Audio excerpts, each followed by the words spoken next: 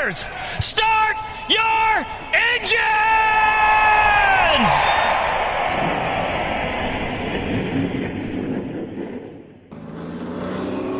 Yellow's out. Dan's just about outran him. Then he busted her. What is up, everybody? Welcome back to episode number 10. The green flag is out, and we are ready to roll 3 wide with DJG. What's up, Dakota? Nothing much. I'm very excited that not only will be doing our 10th episode, it's our first ever recorded episode that we will be posting, and people can finally watch us have these discussions and not stare at a logo for an hour and 20 seconds. So, yeah, I'm also excited. Good to finally get some of these things worked out, and I guess tone in our editing skills a little bit. Yeah. But lots of good stuff going on. Lots of good ideas for the future regarding the podcast. Lots of potential moving forward, I think, especially with our race season coming up and race season actually getting back in full swing here, there, and everywhere. So, right. So I guess first thing we'll start off with today is the truck race last weekend at Las Vegas. First thing is Ty Majeski, Ben Rhodes, they're ThorSport teammates. They made contact, which resulted in Ben Rhodes making pretty hard contact with the outside wall, and that brought his night to an end. If I remember correctly, that was that towards the front? Yeah, I think they were running probably top 5, top 10. I think Majeski made a little mistake. It might have been both ways, but definitely hard contact with that outside wall. You saw the acid of his truck pick up a little bit, and that was just a little worrisome. But ThorSport was dominating that race. I think that's going to be the story most weeks. Yeah, as far as truck racing goes, they're a pretty solid team. Right. You know, really, their only competition is any of the KBM trucks. You also have the Front Row Motorsports truck, Zane Smith. He's done phenomenal so far. Yeah. But next we have Christian Eckes and Kyle Busch make contact within the closing laps. Now, I think everybody knows that you put Kyle Busch in a truck, he's one of the best drivers to ever drive a truck. Yeah. So, everybody's just like, oh, Kyle Busch is going to win this race, hands down. But that wasn't the case. But obviously Kyle ran pretty solid all night. So then comes down to it. Chandler Smith takes the win. Zane Smith finishes in second, Kyle Busch in third, Stuart Friesen in fourth, and Ryan Preece closes out the top 5. And then later on, we find out that Zane Smith was disqualified, and the team appealed it, but NASCAR said, forget you, like, this is staying where it's at for illegal lug nuts. And so with that, Tanner Gray moved into 5th. Now, I was reading on Twitter after the news came out of the disqualification, and a lot of people were like, no, these teams get their lug nuts from NASCAR. Like, they go to the NASCAR hauler, like, they get boxes of these lug nuts. And a lot of people were saying, no, like, if you look in these boxes, there's several illegal lug nuts in there. And, they're all like, well, most of these teams wouldn't have time to purchase these from NASCAR or whatever, take them back and modify them. It wouldn't be worth the time. Right. So I don't know. I don't know the truth behind. I don't know. But apparently, some of the lug nuts that were given to them were already illegal. It had to do with they were just filing threads down. Basically, it was like 2 or 3 full threads were gone. So essentially, it speeds up a pit stop. I don't know how much, but time is money. Yeah, especially during pit stops. So yeah, and that was kind of when we were talking about the picture I saw on Twitter. I think it's a manufacturer error. The people who manufacture the lug nuts, because I don't think somebody would take the time to file down 50-something lug nuts to prove a point or try to prove a point. So regardless, I think it's unfortunate for Zane Smith and Front Row. who had a pretty dominant race at Vegas and came up short just to be disqualified for. Well, I mean, even Zane Smith said something like, most of the pit stops we had were longer than 20 seconds because we were repairing damage. Like, they got damaged in the race. So they spent a lot of time repairing that. I believe he drove from the back twice and ended up finishing second. So, like, that lug nut situation's not going to make the truck faster. Right. Make pit stops faster, but it doesn't matter if you have to drive through from the back of the field twice throughout the race. Right, yeah. The truck races aren't that long anyway. Exactly. Next, we have the Xfinity race. Dakota, you can cover that. So I guess the first big piece of news from this race was Ty Gibbs makes contact with Ryan Siege, which ended up sparking some backlash for the young driver. It was a very aggressive move very early in the race, but I'm not trying to stick up for Ty Gibbs here, but he was much, much faster than Sieg. So it was kind of one of those move or I'm going to move you. Granted, I don't think he ever really tried to go. I don't know if he necessarily meant to make contact either. I think it was more or less just try to get close to him, move some air around, upset the car, but he ended up getting into him. Yeah, and I was watching, highlights from Vegas, and a lot of drivers had issues where the car would just get loose and they would go into a spin. So I agree with that. I don't think it was intentional. But he's a young driver, and a lot of people are going to, say, well, you need to earn some respect to get respect or whatever. And I don't know. I think it was just a racing incident. I don't think it was something intentional. But Ryan Siege was able to come back out on the track and attempted to retaliate against Ty, but he did fail and ended up spinning himself out and collecting a few cars behind him. And then he parked it the rest of the day. It's kind of embarrassing. A little bit. If you're going to retaliate, which I don't support, you got to learn to wreck somebody without wrecking yourself. Exactly. And a lot of drivers have had to learn that lesson. Matt Mills made hard contact with the inside wall after the 07 makes contact with him. It was one of the bigger incidences of the day. Just a hard hit. I think Vegas, they had quite a few hard hits, but that one was definitely one of the hardest hits. And then with 29 to go, the 34 spins, collecting the 6 of Ryan Vargas and the 99 of Phil Parsons. And that was another huge incident where... Literally, was it Ryan Vargas got rear-ended, and it picked up the back end of his car. Like, his rear end was sitting on the hood of... the 99. Of 99, yeah. And big hit for those drivers, but you had mentioned before we started that, Ryan was pissed, and rightfully so. I mean, he's from a smaller funded team, and, he's busted his ass to get every experience he's gotten, and it was announced that he has a full-time ride this year, and, to go out there and be running decently and then getting caught up in something like that. He just has awful luck. Like 90% of the time, whenever he gets involved in an accident, it had absolutely nothing to do with him. There was just nowhere for him to go. Right. And, I feel bad for him. Eventually, his luck's going to turn around, I'm sure. Like, he had a very strong run at Daytona in his car. So, I think, they know he's there. I think his time will come. He's young. He's got a lot of stuff to figure out himself. But, I think he has probably surrounded himself with the right people. I think, obviously everybody has their haters on social media, but he also has the same amount of people that are there to support him and, hey, your luck's going to turn around and this and that. So I think he's got a good background, a good foundation for him, I should say. Yeah, I certainly agree with that. The 18 of Ryan Truex gets loose and makes contact with Austin Hill, who makes hard contact with the outside wall. Another huge hit of the day.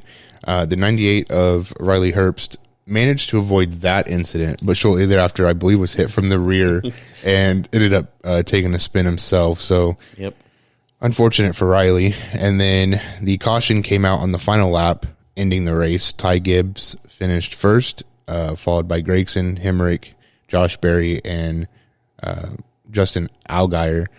Other than that, I mean, it was a pretty good race. I think Noah Gregson's going to have a phenomenal year. He's finished third and twice, two times in the first 3 races. Yeah, I think Noah. This might be Noah's year. I can see him definitely going to the playoffs. I think he is a good contender for this year's championship. I also want to talk about Josh Berry. Late model guy, was part-time driver last year. Still managed to win a couple of races. I think he'll win some this year too. Oh, obviously, for sure. He showed he's capable of it. So yeah, I think Junior Motorsports has a good program. Mm-hmm. They definitely have good drivers and good equipment. So I would not be surprised to see both of those drivers pick up some wins this year. Absolutely. Now, the biggest news of Vegas. Man, I hate Kyle Busch, so it put a big smile on my face to see this. Kyle Busch wrecked his primary and had to go to a backup car, which was originally a parts car. And I don't know if you saw this or not. When they pulled it out of the trailer, it had Denny's last name on it. Yeah. So, but it was originally supposed to be a parts car. The team was able to get it ready for Sunday's race, and I think he ran really well, as much as I hate to say it. Kyle Busch is a good driver. I'm not going to take that away from him. I just don't like him. Yeah. But, we were talking to Hunter, and Hunter's like, oh, he's in a backup car. I'm like, the whole point of these cars this year is to make them very similar. I was like, I told him a couple weeks ago, I was like, you could build these cars at the exact same time, and they're not going to be perfectly identical. Right. But the whole point of how these cars work this year is that they're all very similar. Like the Ford and the Chevy and the Toyota are very similar. They just look different as far as how they perform. Right. So, he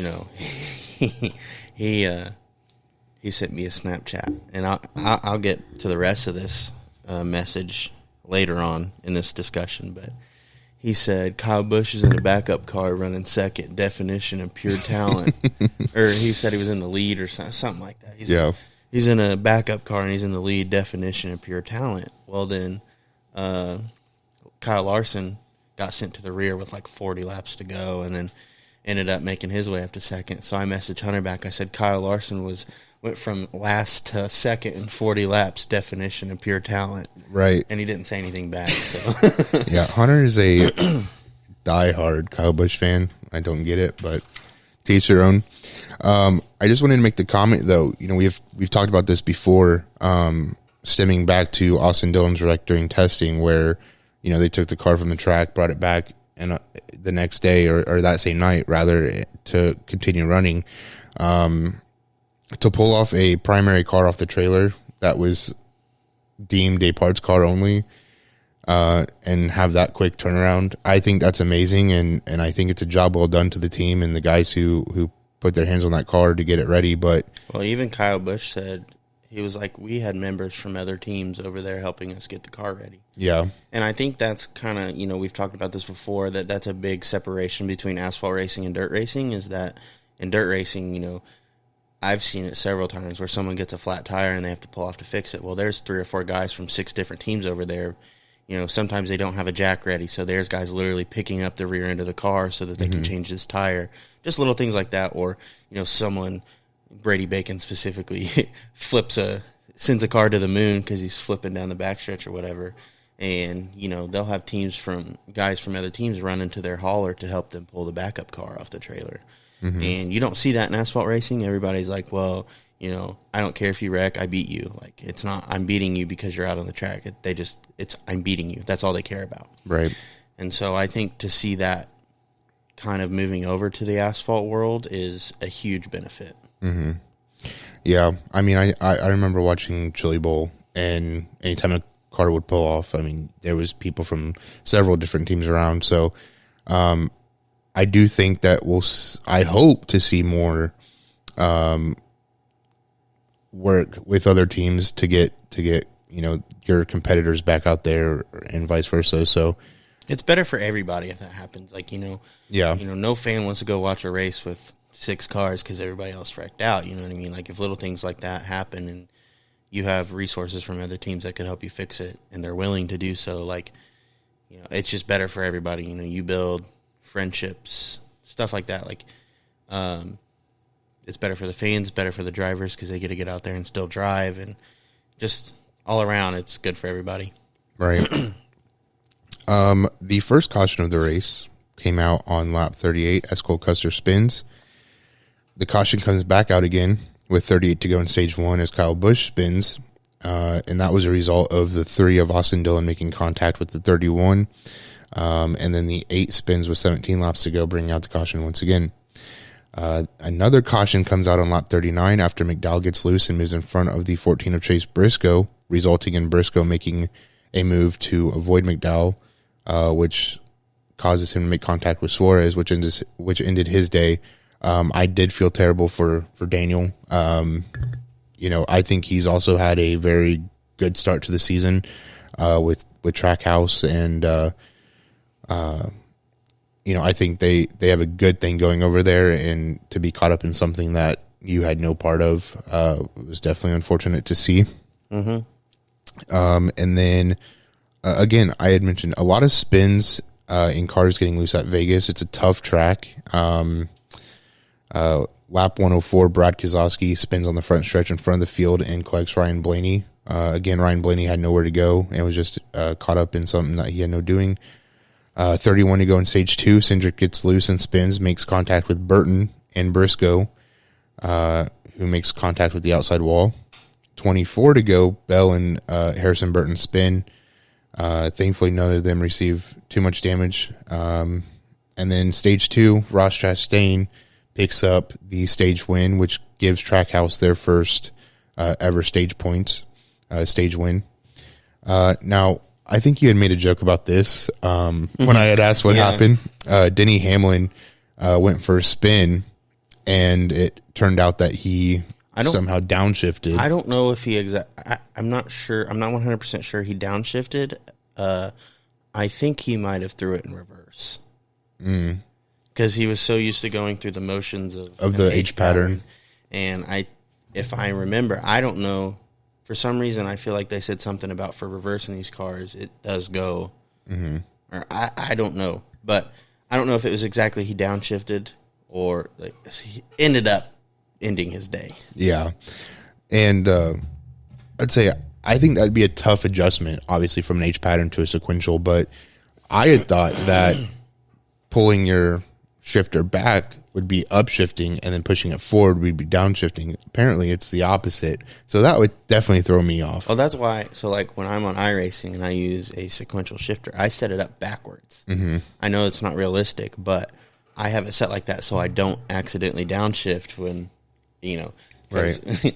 Hunter, I literally texted Dakota and I said, Denny Hamlin just pulled a Hunter. And so we were in one of our league races, and Hunter on the first lap was like, blew it up. And he's like, what happened? He's like, I downshifted. So, on the start of the race. On the start of the race. So, yeah, I texted him and said, Denny Hamlin just pulled a Hunter. Now, this next event was the big talk of the day, besides the Kyle Busch backup car. So Eric Jones made hard contact with the outside wall with 3 to go. Jones ends up spinning in front of the field. So he was down at the bottom. His wheel wouldn't turn. His wheels were straight. His right side tire was like wedged in the wheel well. He had zero control of the car. At that point, it was just hold on for the ride and try and get it to stop. Yeah. And unfortunately, he spun it coming back up the track, and Bubba Wallace took a huge move to avoid. I don't know how they didn't touch. Like, you couldn't have put a piece of paper between those two cars. It was definitely very, very close, and he took a huge move to avoid Doring Jones. Ended up hitting the inside wall. Yeah. Almost hit the pace car. Definitely scary. I do remember seeing that, and I was shocked. I was like, that could have been way different. It would have ended very badly. And then, so that caution takes the race in overtime. Bowman and Larson battle for the lead. I know before the caution, it was Kyle Busch and Martin Truex battling for the lead. They ended up getting shuffled back after that caution. Larson's pit crew came in clutch there. He gained like 5 positions on the last pit stop, which put him in the front row. And, there was a lot of talk about this situation. Larson lost the race because he chose the inside instead of the outside. Right. He was like, there was only 2 people that chose the inside all day, and I think one of them was maybe Chase Briscoe. I don't know who it was. Someone had the inside line. No, I forget who it was. Either way, not important. Chose the inside, and they both lost the lead. He was like, so why would you choose the inside on that situation? Like, why wouldn't you choose the outside? Right. But, so obviously, Bowman ended up winning the race, and Kyle Busch was not. So, in his first interview, like on live TV, you know, I was waiting for it. I was like, oh, here we go. And he was like, no, he was really, like, professional. Like, I just want to thank everybody that helped us get the car running. Like, it was running great, blah, blah, blah, blah. Had a really good day. And then, like, I was like, oh, that was totally opposite of what I was expecting. Right. You know, like, I didn't know who he was going to talk about, but because nobody really did anything to Kyle Busch to upset him, I guess. But, right. Bowman didn't run up. He didn't lead at all. He led the lap that was important, but so then was this interview with him talking about Bowman live, or was it? I think it was after the fact, because I know he gave a couple interviews live and shortly after the race where he was, you know, talking about, you know, going to a backup car. I think he ended up congratulating Bowman at one point, and then it was like after all that had settled, you know, the statements came out where I still don't quite understand what he was trying to say other than he's like Alex Bowman backs into every single win that he's gotten. Like, he doesn't deserve it. He more or less just lucks out. And I'm like, that's 90% of racing is just putting yourself, like, luck and putting yourself in a position to be there at the end. Like, sorry it worked out better for him than it did for you. Like, I don't.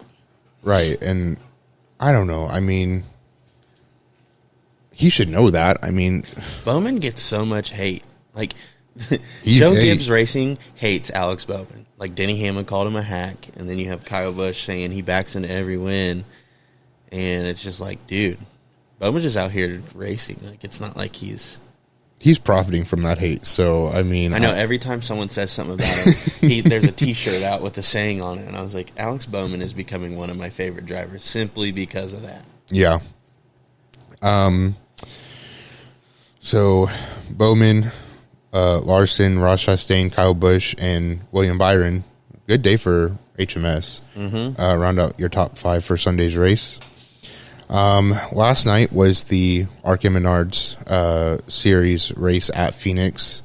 I'm sure, you know, if you follow racing pretty closely, you would know that David Gilland Racing, their hauler was involved in an accident on their way to Phoenix, which resulted in the death of their hauler driver, Steven Stotts. It was unsure at the time if DGR was going to send another car to Phoenix for Taylor Gray to compete. But because there was no truck race this weekend, they loaded up a car in Haley Deegan's hauler and sent that car to Phoenix. And it was definitely emotional to see. I'm sure being a part of that team, it was very emotional and everything going on. The pictures that I saw were terrifying. Yeah. And you know, it's I believe there was a hauler accident last year which resulted in the death of that driver as well.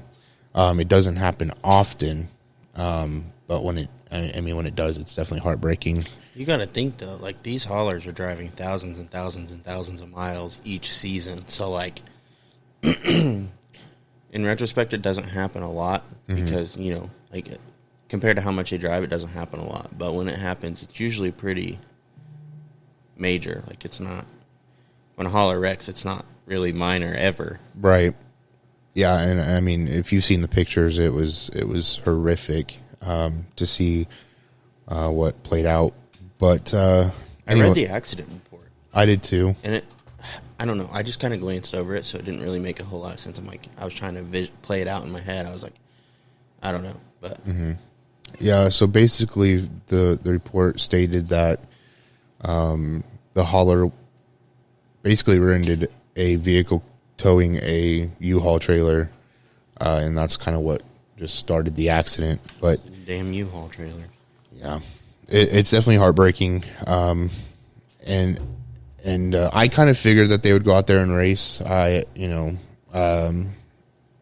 I believe Steven was a racer himself, and they all said that everybody involved in that accident would want to see them go out there and still compete. So that's what they did. I know he qualified P2. The race was scheduled for 150 laps. Late caution took that race in overtime. And Taylor Gray, I mean, he was pretty dominant all night. He was up there running with it was really between him and Sammy Smith most of the race. Daniel Dye got up there a few times. But anyway, the race went to overtime. Taylor Gray took home the win. Daniel Dye finished second, Sammy Smith third, and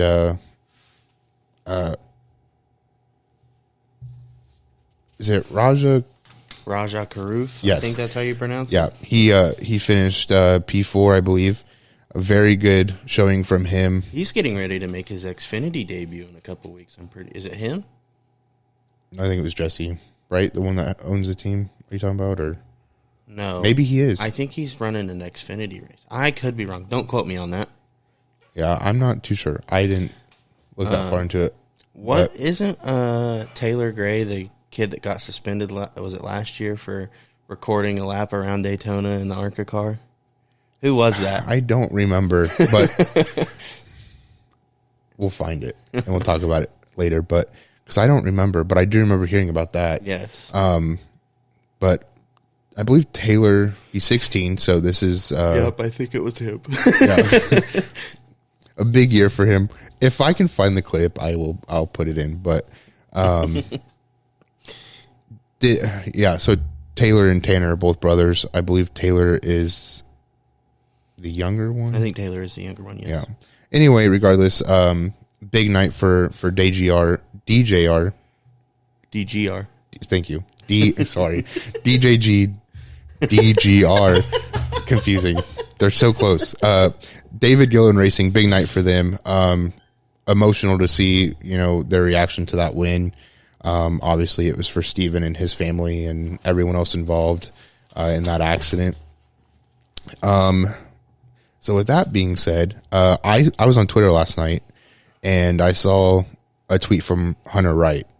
If you don't know who Hunter Wright is, he's a super late model driver. I've been following him for a little bit. He is a finalist in this year's Alan Kowicki Driver Development Program. It's a program held each year where some of the top drivers basically apply to be a part of this program, and it's open doors for a lot of drivers. So the process is they take all the applicants, they narrow them down to 16 semifinalists who are then interviewed. And after that process, only 7 are named to that year's roster. And so Hunter Wright is one of those 16 finalists. And exciting to see that. I think he's a great driver. He has a lot of potential. But I did want to mention that you can watch the live announcement of who those 7 drivers will be for this year's development program. It will take place on March 23rd on the Bull Ring, which you can watch live on Racing America. You can also follow Hunter on Twitter and keep up with his racing and whatnot. But I just wanted to say huge congrats to Hunter. It's a big achievement to be a semi-finalist, but it's a big achievement to be driving a super late model in general, let alone, So awesome news for him, and hope to see how well that turns out for him. Yeah, definitely hope he's able to be one of those finalists.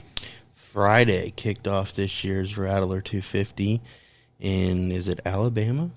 Mm-hmm. So today, the Grasshopper 125 will take place at 3, so by then, I don't know if this episode will be uploaded or not, but maybe. Then we have the Rattler 250 on Sunday, tomorrow at 1, and you can catch all this on Racing America. So we do have an entry list. I don't know when this entry list was posted. I don't know how recent it is, but I believe it was posted on the 8th of... So a few days ago, a couple days ago, but this was the list I could find. And if you want to go ahead, you can read off some names. I mean, there's some pretty big names on here.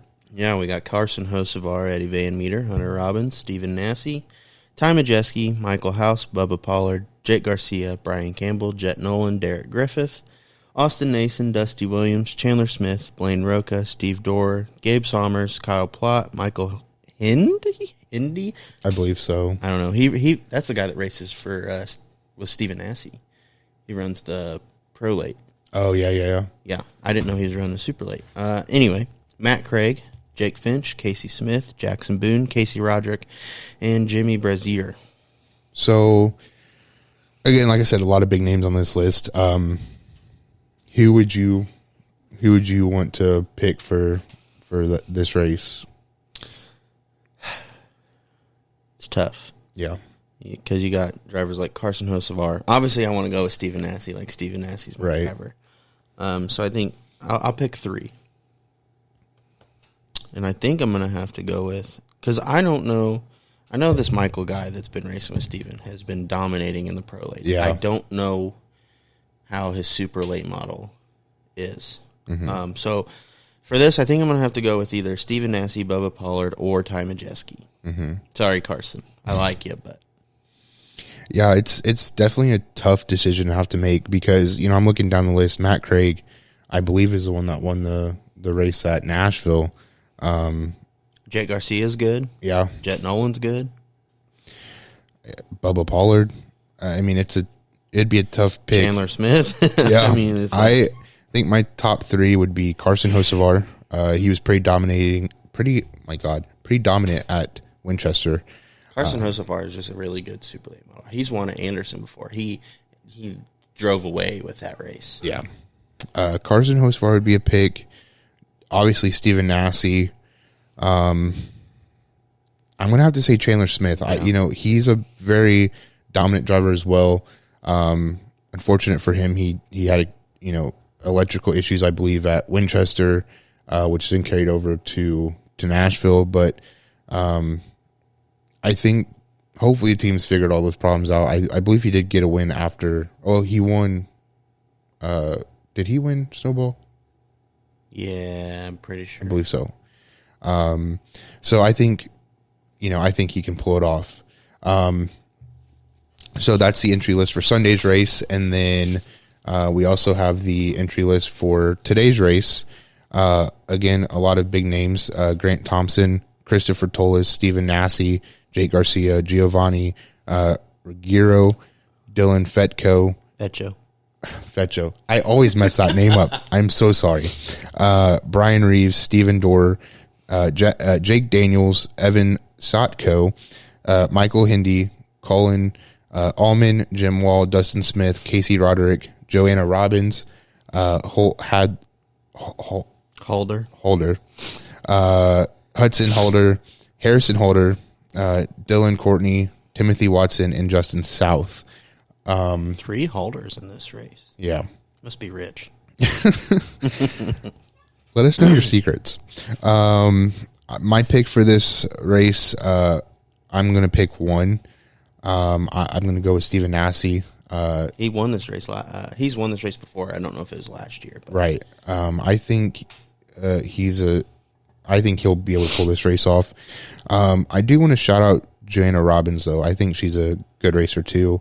A lot of these drivers are really good, and I think, I want to go with Stephen Nasse, but I think it's anybody's race. Just depends on how it all plays out for the drivers and their teams, but I'm going to go with Stephen Nasse on this one. It's a toss-up for me between Nasse, Garcia, and Hindy. And I think because of his domination so far, I'm going to have to go with Hindy. Which is weird because he works a lot with Stephen Nasse, so you know that they're going to have a lot of the same stuff. And Jake Garcia is always fast, so. Right. I mean, it's a tough decision here, but I think I'm going to have to go with Michael. Sounds good. Again, you can catch all that on Racing America. And then... what are we thinking this weekend for Phoenix? That's a good question. My dad asked me who I would go with because he's on been betting the betting apps and all that. And I'm like, dude, I don't know. I think he ended up going with Toddy G. Toddy G. Which I'm like, I mean, I would love to see him win.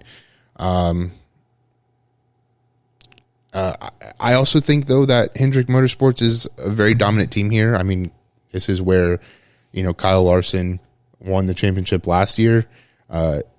His team has been, his pit crew has been very dominant when it matters. So I really don't have a pick. I think any of the Hendrick guys for sure are going to win this race. That I can say. But I would love to see Front Row Motorsports pick up the win here. I think I'm going to have to go with Larson simply because he won this race. He won the championship here.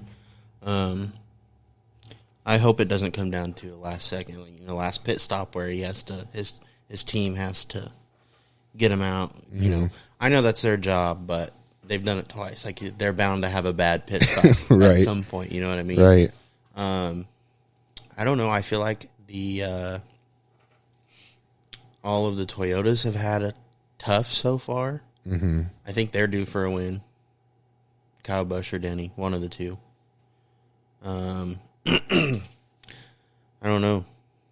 It's tough. It's really tough this year to just be like, I know he's gonna, he's gonna be at least top 5. Like, it's literally been such a toss up, because you've had Daniel Suarez who's running really well, Ross Chastain with a stage win last week, and you're just like, I don't know who's any single person could lead this race at any given point.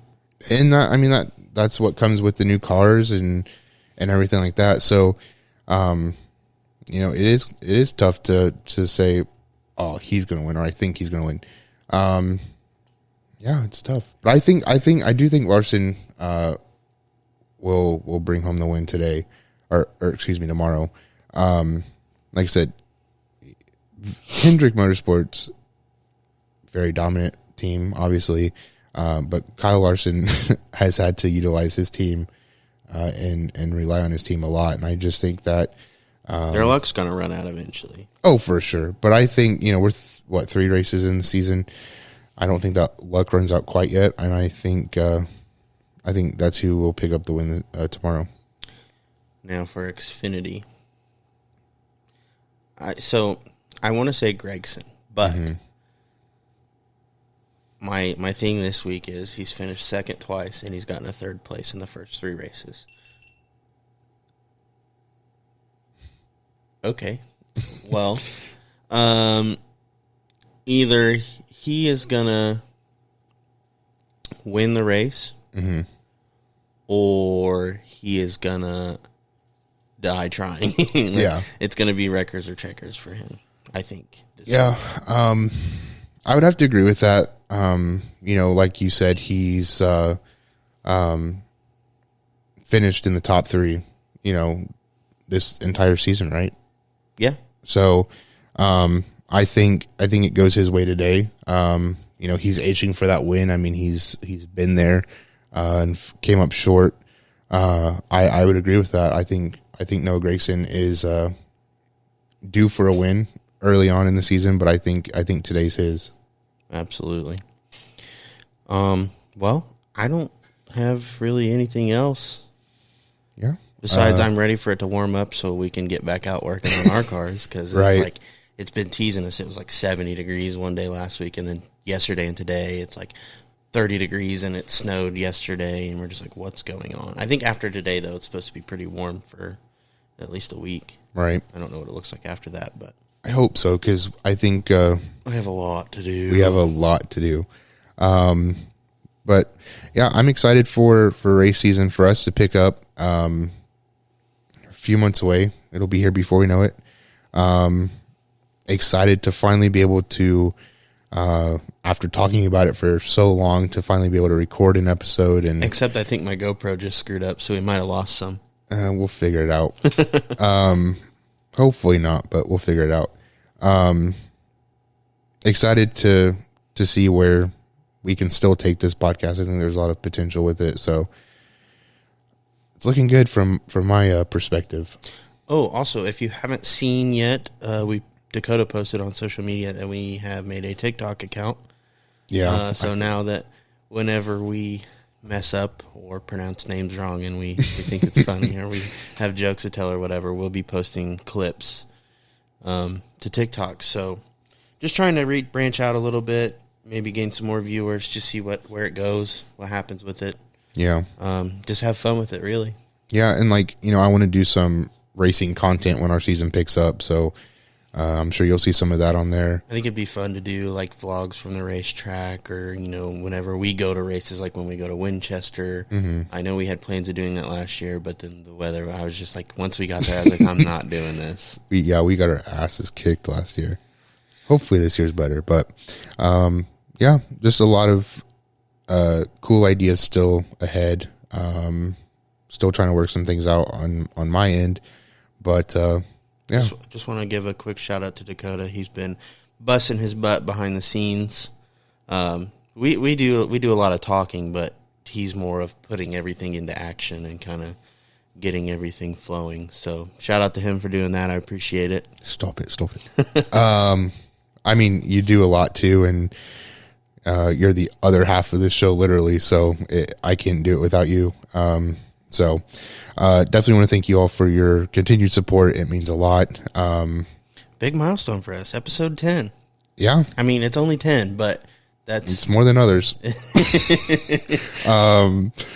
Yeah. I mean, I would have never thought that, I thought the first couple, I was like, yeah, I don't know. We'll see. So to be able to reach that milestone and all that, it's pretty amazing. Absolutely. All right. Well, we will get this all edited and thrown together and posted on all of our platforms, YouTube, everything. So for everybody who watches or listens, just want to give a quick thank you. Hope you stay with us, and we will be back next week.